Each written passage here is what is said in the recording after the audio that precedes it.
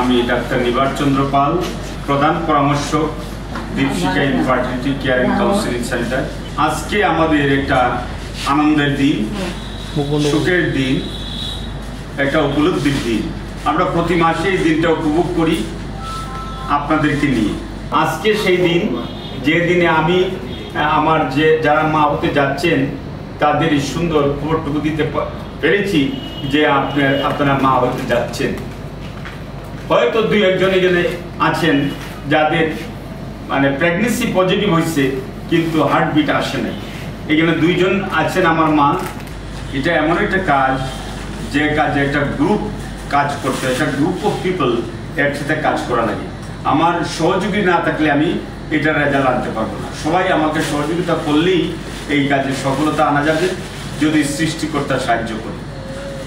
আমরা একটা কথা বলি, এই চিকিৎসা মানেই যে আপনি সাকসেস হয়ে ঘরে ফিরবেন, এটা প্রথম দিনে আমরা এই কথাটা বলি, সব রুগীকে বলি যে এটা দ্যার ইজ নো গ্যারেন্টি। এখানে কোনো গ্যারেন্টি নাই। মনে করেন হার্টের অপারেশন করছেন, হার্ট ভালো হয়ে গেছে, ব্রেনের অপারেশন করছেন, ব্রেন ভালো হয়ে গেছে। কিন্তু এই বন্ধাত্ম চিকিৎসা এমন একটা চিকিৎসা যে আপনি চিকিৎসা করলেই ঘরে সন্তান নিয়ে হাসিমুখে যাবেন, এই নিশ্চয়তা আমি কেন পৃথিবীর কোনো ফার্টিলিটি বিশেষজ্ঞ দিতে পারবে না। তারপর আমরা চেষ্টা করি যে সবাই যেন হাসিমুখে ঘরে যায়। আপনি গ্রামেগঞ্জে দেখবেন অনেক গ্রামগঞ্জে কিছু দায়ী মহিলারা, তারাও কিন্তু ওই বন্ধা যারা বাচ্চা কাচ্চা হয় না তাদের দেখবেন ট্যাবলেট ওষুধ দেয়া, হয়তো 100 জনটা দিচ্ছে, 3-4 জনের বাচ্চা হয়ে গেছে, 5 জনের হয়ে গেছে, হইতে পারে, এমনিতে হইতে পারে, হয় না? অনেক লোক আছে মনে করেন চিকিৎসা করে না, দেখা যায় 45 বছর বয়সে তার স্ত্রী গর্ভবতী হয়ে গেছে। এর জন্য কি আপনি 45 পর্যন্ত অপেক্ষা করবেন যে অমুকের স্ত্রীর 45 বছরের বাচ্চা হয়েছে আমরাও 45 অপেক্ষা করি? এটা কিন্তু নিয়ম না। আপনি হচ্ছে না, আপনি অবশ্যই উপযুক্ত জায়গাতে যাবেন। কোথায়? কারণ ওই একজনকে উদাহরণ হিসেবে আপনি নিলে হবে না। এর মধ্যে হবে না কেন? এর মধ্যে আপনার স্ত্রীর ডিম কেমন আছে, ডিম কমে যেতে পারে, আপনার স্বামীর শুক্রাণু সমস্যা হইতে পারে, আপনার বয়স যত বাড়বে আপনার কিছু কমোবিলিটি, কিছু কিছু আলাদা রোগ আছে যেগুলো আপনার মধ্যে বাসা বাঁধতে পারে। আপনার ডায়াবেটিস হইতে পারে, আপনার ফাইব্রয়েড জরায়ুতে টিউমার হইতে পারে, আপনার ওভারিতে টিউমার হইতে পারে, আপনার বাচ্চা দেওয়ার ক্ষমতা কমবে, বিভিন্ন রোগ আপনার মধ্যে বাসা বাঁধবে, যার কারণে সন্তান পেটে আসলেও এই সন্তান হয়তো টিকবে না, অ্যাবর্শন, মিসক্যারেজ হয়ে যাবে।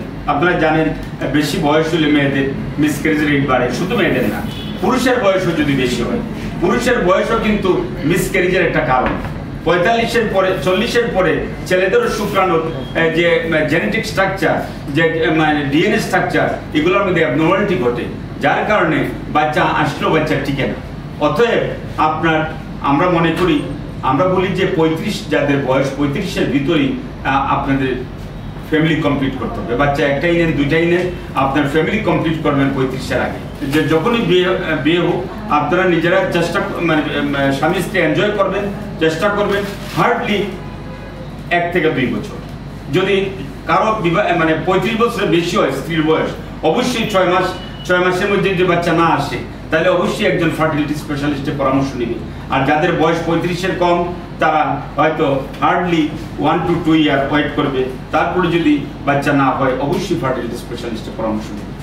যাই হোক, আপনারা কষ্ট দিলাম, অনেক সময় ধরে বসে আছেন। তবে একটা জিনিস হলো, যাদের হার্টবিট আসছে তাদের যে চিকিৎসা চলতেছে, এই চিকিৎসা আপনারা 1 মাস কন্টিনিউ করবেন। আরো কন্টিনিউ করার পরে এরপরে ওষুধের পরিবর্তন আসবে, কিছু কিছু ওষুধ বদলাই দেবো আমরা। তারপরে যারা দূরের রুগী আছেন, যেমন এখানে অনেকে কক্সবাজারের রুগী আছে, আরেকজন আছে সিলেটেরই বেশিরভাগ, যারা আছেন তারা 1 মাস পরে হয়তো যদি মনে করেন যে এলাকাতে চলে যাবেন, আপনারা যাবেন, গিয়ে ভালো একজন গাইনোকোলজিস্টকে দেখাবেন, ওনার তত্ত্বাবধানে থাকবেন, আমরা সব পরামর্শ লিখে দিব। আর যারা এখানে থাকবেন, এই শ্রীমঙ্গলে অবস্থান করবেন, তারা তো আমি আছি, আমার পরামর্শ আপনারা নেবেন। আর যারা দূরে চলে যেতে চান আপনারা আরেকটা ভিজিট দিয়ে আপনারা আপনাদের এলাকাতে চলে যাবেন, গিয়ে আপনাদের নিজস্ব যারা ডাক্তার আছে, পরিচিত ডাক্তার বা আপনার ভালো ডাক্তার যারা এলাকাতে আছে তাদেরকে আপনারা দেখাবেন। প্রয়োজনে আমাদের সাথে যোগাযোগ করবেন, আমরা ওই ডাক্তারের সাথে যোগাযোগ রাখবো, কোনো সমস্যা নেই। আমরা আজকে এটা আমরা অনুষ্ঠানটা একটা আমরা প্রথমেই বলছি আমি যে আমরা সবাই এনজয় করি, আমার স্টাফরা এনজয় করে রুগীদেরকে নিয়ে, যার কারণে আমরা যারা আজকে এখানে পজিটিভ হয়েছে তাদেরকে আমরা ফুল দিয়ে বরণ করবো এবং তাদেরকে নিয়ে আমরা একটা কেক কাটবো, আমাকে সহযোগিতা করবে।